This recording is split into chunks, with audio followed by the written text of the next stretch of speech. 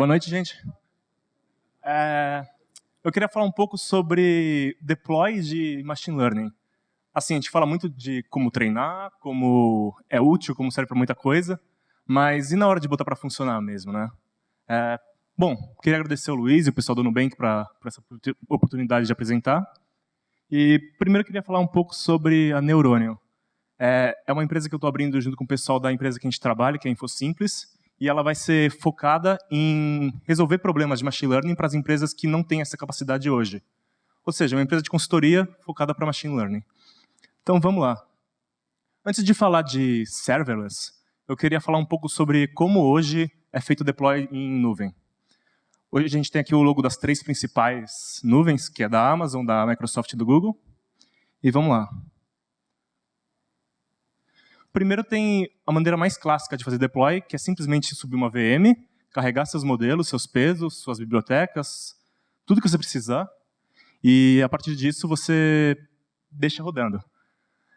Isso não é muito eficiente, por quê? Em primeiro lugar, uma máquina VM comum ela tem uma CPU. Uma CPU não é muito recomendada para fazer inferência de machine learning. Dá para fazer, claro, só que é muito devagar. E tem alguns tipos de modelos específicos que são muito pesados, e você não vai conseguir rodar direito numa CPU. Outra coisa também é que você tem que fazer auto-scaling, às vezes. Se você tem um modelo que está sendo muito demandado, você vai ter que subir mais máquinas, paralelizar isso, ter distribuidores de carga, isso dá trabalho. Não só você tem um custo para manter isso, mas você também tem que contratar pessoas que saibam fazer isso. Esse é o lado ruim. E uma outra coisa ruim é que, assim, se você não está fazendo nenhuma inferência no momento, a máquina vai estar ligada e você vai estar pagando por isso. Aí uma segunda possibilidade é fazer a mesma coisa, só que numa máquina que tem GPU. As GPUs em ambientes em nuvem chegam a ser 5, 6, até 20 vezes mais caras, né? Isso tem alguns problemas de licença e tal, que a NVIDIA vende umas placas específicas para ambientes em nuvem, que são bem mais caras. A grande vantagem é que uma GPU é muito mais rápida que uma CPU, ela tem um grau de paralelismo muito maior, e você consegue fazer muito mais inferências por segundo. E é isso também, você continua pagando mesmo se não estiver usando. Uma alternativa mais recente nem tanto, né? Mas você pode fazer a mesma coisa que você faz com GPU, só que você tem um cluster Kubernetes ou de Docker, quer dizer, Docker com Kubernetes, e os seus nós têm GPUs. Você consegue administrar melhor um pouco o custo, ou seja, você nem sempre vai estar com a máquina ociosa, você pode estar rodando outra coisa, mas também continua sendo muito custoso e você vai ter máquinas que não vão estar rodando nada com GPU, não é uma boa ideia. Uma outra coisa que existe hoje são serviços que já são treinados. Por exemplo, a Amazon tem serviços que reconhecem a imagem, que é o Recognition, o Azure, a IBM, eles têm coisas que você manda uma imagem, eles te respondem o que tem na imagem, onde estão as coisas. É muito legal porque você só paga pelo que você usa, mas é muito caro. Eu vou mostrar mais para frente depois como isso chega a ser caro. E tem outro problema também. Se você tem um dataset muito específico de imagens médicas, por exemplo, você não vai conseguir retreinar o seu modelo, porque ele já está treinado para uma finalidade específica.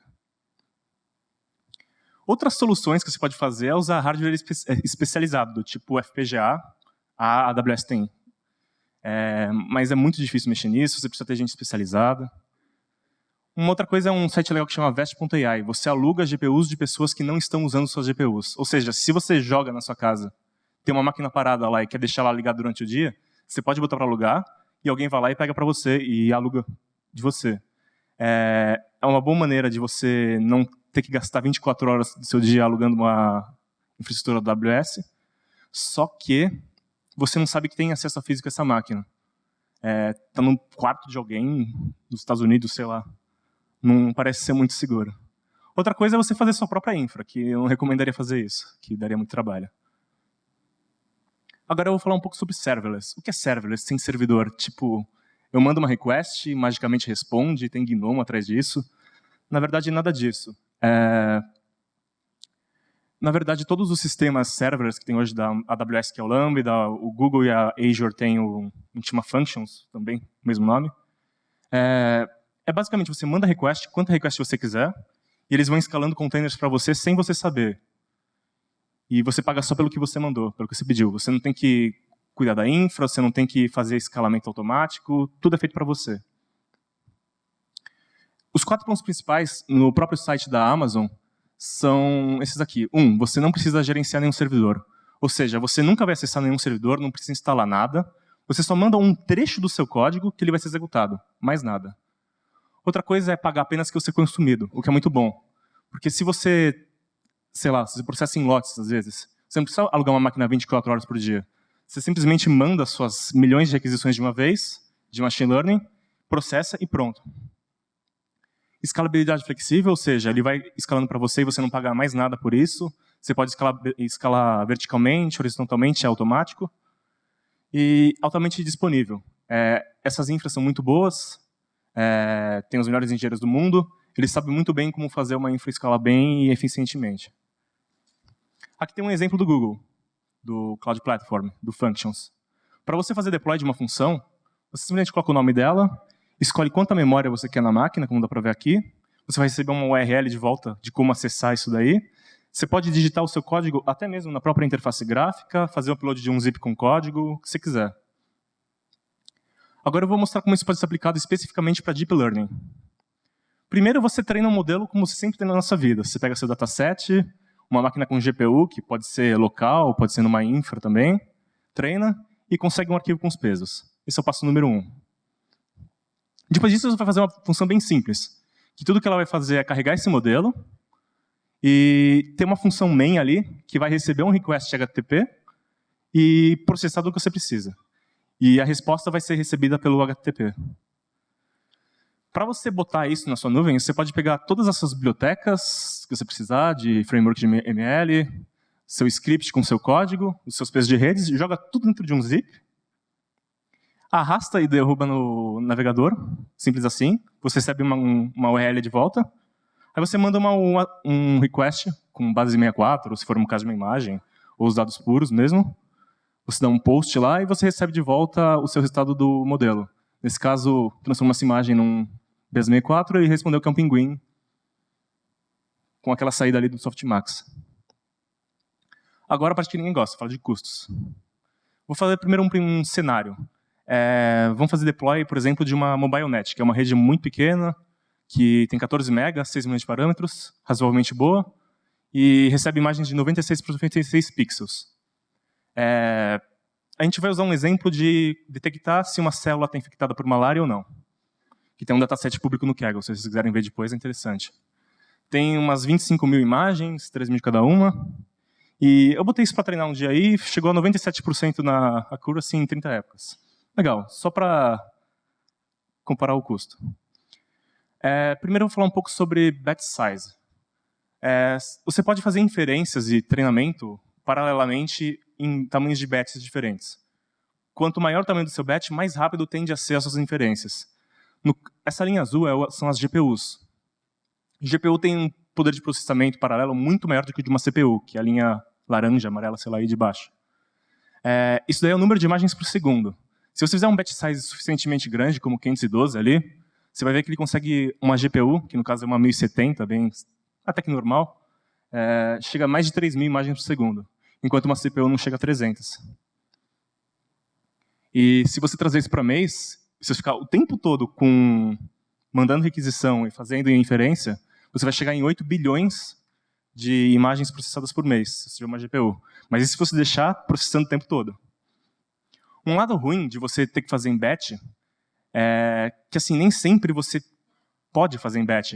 Se você tem um caso que várias pessoas estão mandando requests separadas independentemente, você não tem como esperar, juntar isso e mandar processar. Você tem que dar resposta imediatamente. Então, um modelo com GPU com batch muito grande não é legal para você ter um sistema que é online, basicamente, né? Responder na hora. Por exemplo, na última palestra tinha o caso de você ser aprovado ou não no Nubank. Você não pode ficar esperando milhares de pessoas se inscreverem e responder só daqui 5 minutos, 10, 15 minutos. Nesse caso, seria legal você até mesmo usar uma CPU. Se você for ver uma inferência única, para CPU é mais rápido que GPU, porque não precisa carregar barramento. Aí agora a gente tem a questão do custo propriamente dito. Eu dividi nas 3 principais infras, né? O amarelo é da Amazon, o azul é da Microsoft e o vermelho é do Google. Se você quiser fazer 10 milhões de inferências ao mês, tanto por causa de CPU, que é o da esquerda, e o segundo da GPU, você vai ter que contratar a máquina para o mês todo. E você pode ver que, nos casos, chegam até $600 quase. Aí tem a parte do serverless. Se eu quiser fazer 10 milhões de inferências, eu vou pagar só pelas 10 milhões de inferências. E 10 milhões de inferências na Amazon custa $10. E você pode mandar quantas você quiser ao mesmo tempo, espaçado ou não. Vai responder isso em milissegundos. E você paga só pelo que você usa. Aquele, no caso, no último lá, é aquele que eu falei antes de serviços prontos da Amazon, por exemplo, que ele já tem um modelo pré-treinado para você inferir imagens. Ele some dessa tabela aí, tipo, 10 milhões de inferências chega a custar $12 mil no caso do Google. E dá para ver que isso não é legal. Como que funciona o preço do serverless? Você primeiro vai escolher uma máquina, a memória dela, vai desde 128 MB até 1024 MB, alguns casos 2048, depende da infra. E para cada 100 milissegundos que você executar, você soma um preço, um custo. No caso da Amazon, da Microsoft, é para o segundo e não para os 100 milissegundos. Por isso que ela está mais caro aqui. Nesse caso aqui, a gente tinha uma máquina de 512 de RAM e o tempo de execução médio foi de 80 milissegundos. Agora a gente tem um preço um pouco mais especificado aqui. Para as primeiras 1 milhão de inferências, são mais baratas, para tentar te prender, né? No caso da Amazon e do Google é de graça, as primeiras 1 milhão, e cada adicional de 1 milhão custa menos de $1. A questão da Microsoft aí, não espero que ninguém queira defender aí, mas não vale a pena não. Então, resumindo, se você tiver uma máquina com GPU, você vai pagar por ela mesmo se você usar pouco. Esse é o pior motivo de ter uma GPU para fazer inferência. Para compensar, você tem que rodar em batch grande, que não vale a pena para fazer processamento sob demanda, só para processamento em lotes. Opa. E por fim, esse é um caso que só tem uma máquina. Se você precisar aguentar um burst muito grande, você vai ter que contratar mais máquinas, você vai ter que contratar DevOps que saibam mexer como escalar essas máquinas, e só o tempo que leva para subir dessas máquinas você já está gastando dinheirão. Agora eu vou fazer uma coisa um pouco mais prática. Eu vou até sair daqui da frente, vou lá para trás, e como fazer deploy em um ambiente serverless. Primeiro eu vou falar do TensorFlow Lite. Em vez de aquilo que eu falei de subir os pesos, se você usar o TensorFlow, você pode converter ele para uma coisa que se chama TensorFlow Lite, que é um modelo que já tem os pesos, já tem arquitetura, ele já tem quantizações, tudo que ele precisa para rodar super rápido. Roda em um monte de aplicativo de celular, como você pode ver o Google Fotos, Shazam, o teclado do Google, que ele te sugere as próximas palavras que você vai falar. É tudo com base em redes neurais embarcadas, basicamente. Então, vamos lá.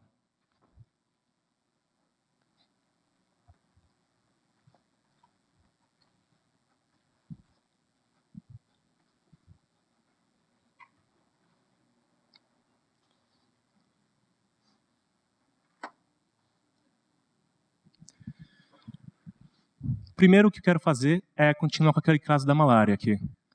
Eu tenho, sei lá, 20 imagens de células infectadas ou não por malária. Suponha que tem uma infecção no país, sei lá. E você precisa muito rápido resolver isso. Diagnosticar quem está com malária ou não. Eu treinei uma redezinha que chega a 97% de accuracy, no TensorFlow mesmo com Keras. E a gente vai fazer o deploy disso. A primeira coisa que eu vou fazer aqui é o arquivo que vai fazer inferência. Aqui eu tenho os requerimentos, que é tipo NumPy e Pillow, que é para ler imagem. Aqui eu tenho a própria biblioteca do TensorFlow só com os arquivos que eu preciso. E aqui eu tenho aquele model já treinado. Vamos pegar tudo, fazer um zip. Legal. E upar a função. Se a internet ajudar.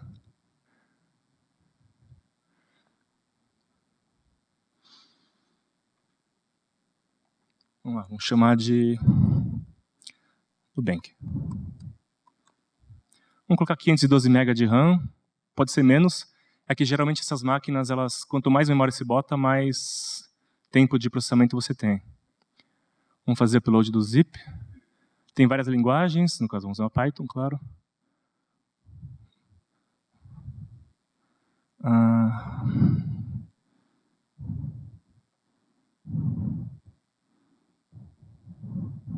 Onde que estava mesmo? Aqui, nosso zip. Eu escolho para salvar esse zip dentro de um blob. E o nome da função é inference. Eu já vou mostrar para vocês. eu vou criar. Isso vai levar uns 3 minutos aí, enquanto isso eu vou explicar para vocês como foi treinado. O treino é bem simples, foi feito com Keras, é muito rápido fazer isso. E ele vai gerando um arquivo de pesos a cada era. Aí você pega o melhor que deu na validação, simples assim, e você gera o arquivo TF-Lite com isso daqui. Tá tudo no GitHub, depois eu passo para vocês. Você pega um batch size de 1, transforma, redimensiona as imagens para 96 por 96, que é a entrada da rede, e gera o arquivo TF-Lite. Simples assim. Mais um pouquinho para carregar aí. Deixa eu ver.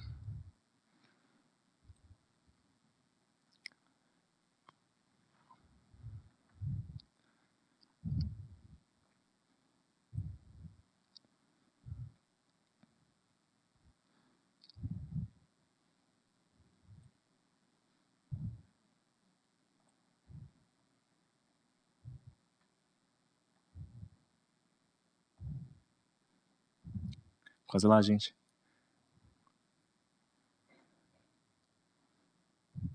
Foi. Agora eu vou pegar a URL de acesso dessa função, copiar ela. Eu posso testar aqui, por exemplo, num Postman, que ele me... Opa, não copiei. Acho que eu não copiei.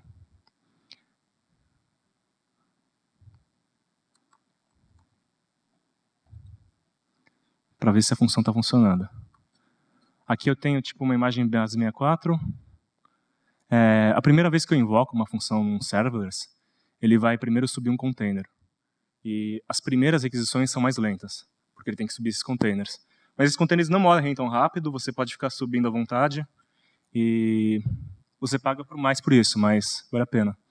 Aqui ele respondeu, aqui no caso era uma imagem que estava não infectada. Agora vamos botar lá no nosso site para detectar a malária. Vamos recarregar aqui. Agora ele vai começar a mandar as requisições e recebe se uma célula está infectada ou não. Você pode ver que essas vermelhas aqui tem tipo algo que deve ser malária e as outras estão limpas. Todas essas requests foram mandadas paralelamente e ele deve ter subido algumas 3 ou 4 máquinas para aguentar elas. E se eu recarregar vai ser mais rápido. Ó. Ele vai fazer uma inferência muito mais rápida. Ou não? Foi mais rápido. E é porque, se eu for ver aqui, eu posso ver o registro e quanto tempo cada uma dessas funções está levando. Porque elas estão em instâncias compartilhadas, ou seja, tem mais gente processando outras coisas nas mesmas máquinas que eu estou. Mas costuma ser muito rápido mesmo assim, principalmente se for essas redes muito pequenas, como é o caso da MobileNet. No caso, você pode ver aqui. Para rodar uma aqui, levou 93 milissegundos, 45 milissegundos, 44. Essas que levam mais de 1000, por exemplo, é porque ele teve que subir um container.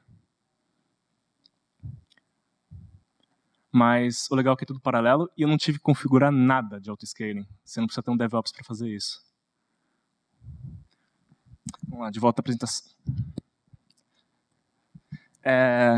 Aqui eu tenho um print da nossa fatura da Amazon lá na empresa. A gente faz por volta de 110 milhões de inferências de imagens por mês. Você pode ver que custou $200 isso. Você nunca vai pensar em fazer um negócio desse com um modelo clássico de deploy. Primeiro porque você tem que ter muito trabalho para ficar subindo essas máquinas, instalando biblioteca, atualizando biblioteca, o tempo que demora para subir um container ou não. É que a gente não precisa se preocupar com nada disso. Subir um zip e fim da história. Bom, depois quando a apresentação estiver disponível, vocês podem acessar o GitHub, as calculadoras de custo que eu usei para fazer aquelas estimativas. E é isso, gente. Se vocês quiserem, pode me seguir no Medium, que eu escrevo algumas coisas sobre Machine Learning. Um artigo legal é sobre como criar Pokémons com Machine Learning. E é isso, gente.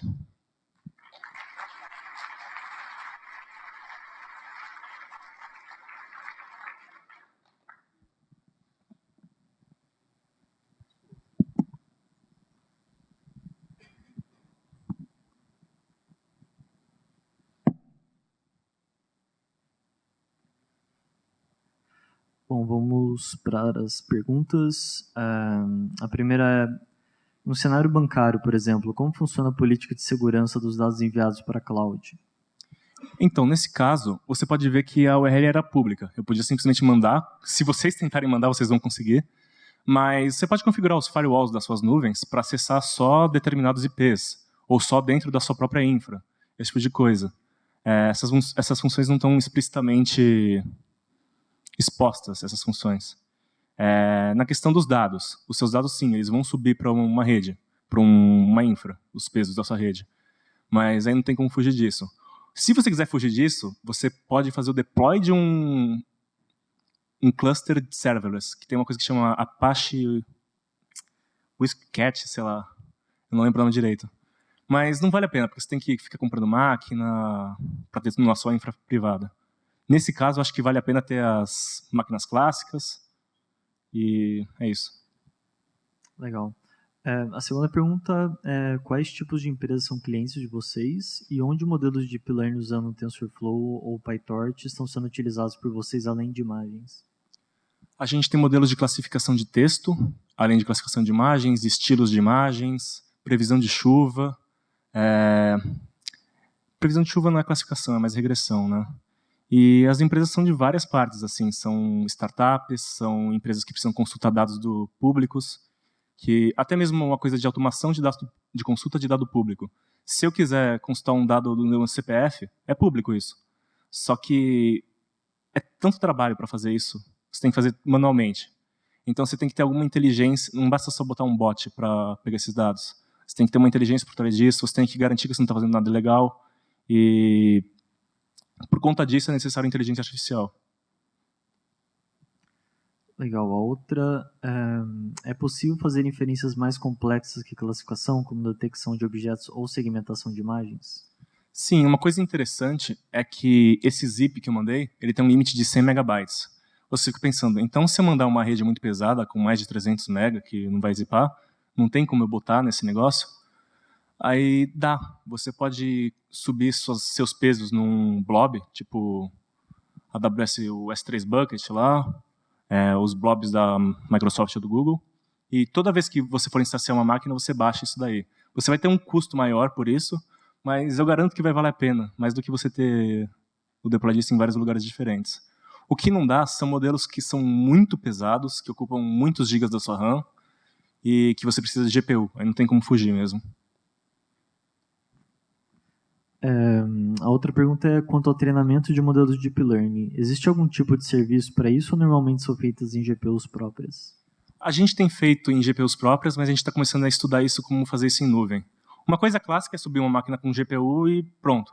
Só que tem uns serviços do Google, por exemplo, que é o que a gente está trabalhando mais ultimamente, que você sobe seu dataset de treino num blob, declara sua arquitetura num TensorFlow, no arquivo TensorFlow, e ele começa a treinar para você. Se você quiser mudar alguma coisa da rede, você cria uma versão 2, e ele vai treinando para você. Tem até um negócio de AutoML. Eu não sei que arquitetura botar, ele acha para mim. E isso é muito legal. Ele também treina para você seus hiperparâmetros, ele vai mudando isso com base em alguma métrica que você queira otimizar. Se é diminuir a perda, melhorar a precisão, e assim por diante. Esses serviços são caros, pela questão da GPU ser muito cara, e talvez valha a pena você ter sua própria GPU para fazer prototipagem. Mas na hora de treinar para valer, eu acho que vale a pena usar um serviço desses. A outra é sobre qual a diferença entre FAAS e PAAS. PAS, você está subindo vários aplicativos numa mesma máquina virtual.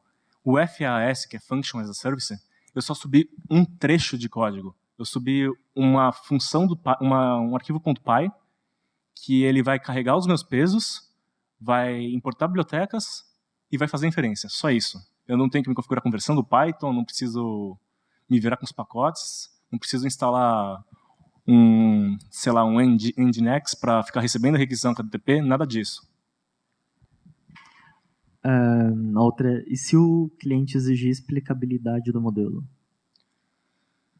Bom, você pode entregar o RL para ele e um documento à parte. Eu acho que assim, dá para ter essa simultaneidade aí. Você pode, sei lá, se ele quer saber como funciona o modelo,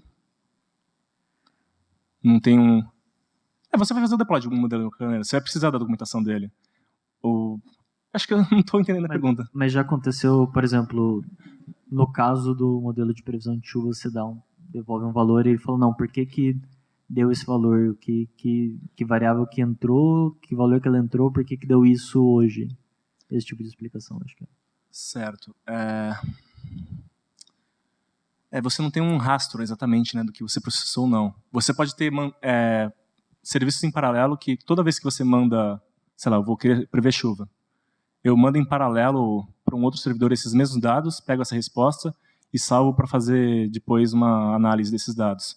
Aí eu vou ter um custo extra de servidor, de database, só que pelo menos eu não estou usando GPU, né? Uhum. Tem uma que eu consigo usar serverless com TPU do Google ou só CPU? Serverless é só CPU, infelizmente. E tem uma filosófica aqui, que é qual a sua visão de futuro para machine learning? Bate bola. Sei lá. Sinceramente, eu acho que vai ser usado para tudo quanto é coisa.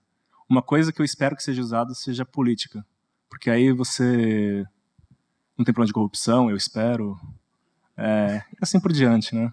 Mas para as coisas mais básicas a gente vai ter uso de machine learning. Você viu lá que o aplicativo do Google, do seu teclado, usa machine learning. Não vai ser mais uma coisa tão especializada.